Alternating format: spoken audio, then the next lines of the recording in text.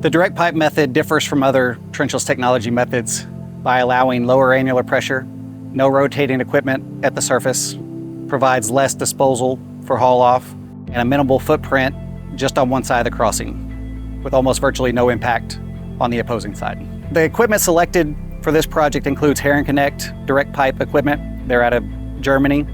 We've been using this equipment in North America since 2012. The important part of this equipment versus other trenchless technologies is the ability to monitor and adjust annular pressure at real time, as well as a different pump system where it's not hydraulically moving the fluids from the outside of the pipe. It is removing it with pumps internally through the client's pipe.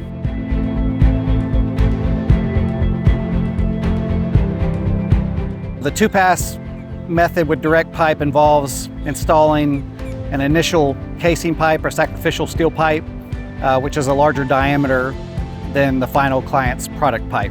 This typically happens when the client has a pipe smaller than the capabilities of the direct pipe technology, so under 30 inches.